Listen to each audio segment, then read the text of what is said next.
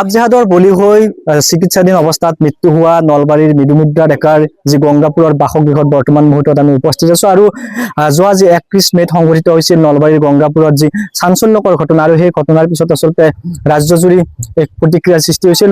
তাৎক্ষণিকভাৱে যদিও এই ঘটনাত জড়িত যি ৰ'জ আলী নামৰ দুষ্কৃতিকাৰীজনক ইতিমধ্যে এনকাউণ্টাৰ কৰা হৈছিল আৰু এই ঘটনাত আচলতে যি ৰ'জ আলীৰ উপৰ্যুপৰি আক্ৰমণত গুৰুতৰভাৱে আঘাতপ্ৰাপ্ত হৈ চিকিৎসাধীন হৈ থকা মৃদুমুদ্ৰা ডেকা আজি ৰাতিপুৱাৰ ভাগত মৃত্যু হয়। তাৰ পিছতে নলবাৰীৰ যি বাসগৃহত আচলতে শোকাকুল পৰিৱেশ বিৰাজ কৰা পৰিলক্ষিত হৈছে। সহযোগে পৰিৱেশটো দেখুৱাব আৰু উল্লেখ কৰিব বিচাৰিছো যে নলবাৰীৰ পৰা নিজ গৃহলৈ আহি থকা সময়ছোৱাত 31 মেৰ সন্ধিয়া গংগাপুৰৰ নিজৰ বাসগৃহৰ কিছু নাতি দূৰত থকা এখন দলঙৰ সমীপত এই ঘটনা সংঘটিত হৈছিল। খাপ পাতিছিল দুৰ্বৃত্তই এই দলংখনত আৰু তাৰ পিছতে দলংখনৰ পৰা নামি অহাৰ সময়ছোৱাতে এই উপৰ্যুপৰি চোকা অস্ত্ৰৰে আঘাত কৰিছিল ৰ'জ আলীয়ে মৃদুমুদ্ৰা ডেকা আৰু মাধুৰ্য বৰ্মনক। আৰু মাধুৰ্য বৰ্মন যিগৰাকী ছাত্ৰ নেতা ইতিমধ্যে থিতাতে নিহত হৈছিল আৰু আনহাতে গুৰুতৰভাৱে আঘাতপ্ৰাপ্ত হৈছিল মৃদুমুদ্ৰা ডেকা। আৰু মৃদুমুদ্ৰা ডেকাই চিকিৎসাধীন অৱস্থাত GMCHত শেষ নিশ্বাস ত্যাগ কৰে আৰু তাৰ পিছতে নলবাৰীত শোকৰ চাপ পৰা পৰিলক্ষিত হয়। যিহেতু বৰ্তমান আমি মুহূৰ্তত ঘৰত উপস্থিত আছো বাসগৃহত, তেখেতসকলৰ আত্মীয় আছে, কথা পাতিবলৈ যত্ন কৰিম। অকণমান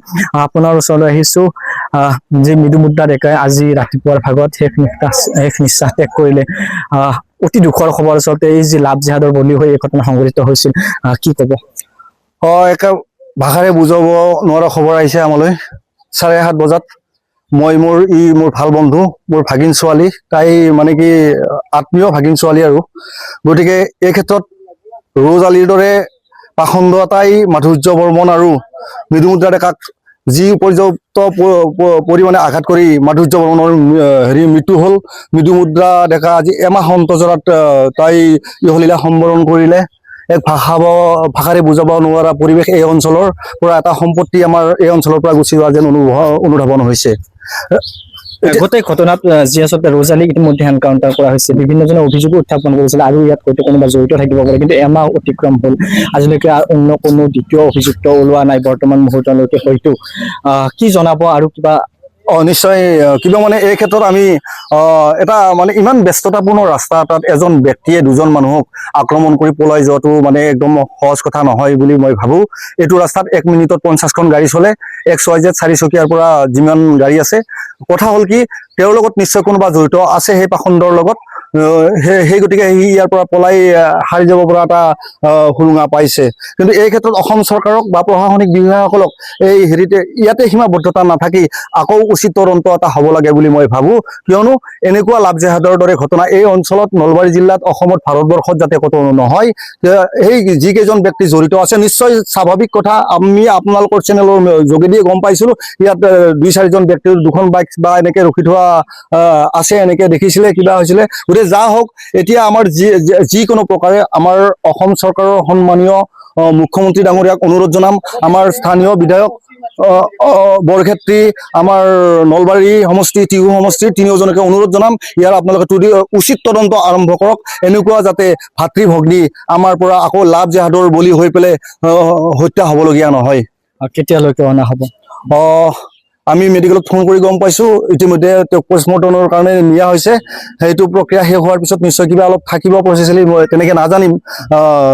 মেডিকেলৰ ব্যৱস্থাটো হয়তো নিশ্চয় 2টা বাজিব এইখিনি আহি পোৱালৈ, ইয়াতে অন্ত্যেষ্টিক্ৰিয়া কৰা। আৰু এই অন্ত্যেষ্টিক্ৰিয়াত এই অঞ্চলৰ আমাৰ হিন্দু সমাজক দলে বলে যোগদান কৰাটো মই অনুৰোধ জনাম। ধন্যবাদ জনাইছো। আৰু সহযোগী দেখাব আচলতে পৰিৱেশ, শোকাকুল পৰিৱেশ বিৰাজ কৰিছে। এগৰাকী অন্য আত্মীয় আছে, আপোনাৰ ওচৰলৈ আহিছো। মৃদুমুদ্ৰা ডেকা আপোনাৰ নাতি হয় নেকি? মোৰ গাঁৱৰে।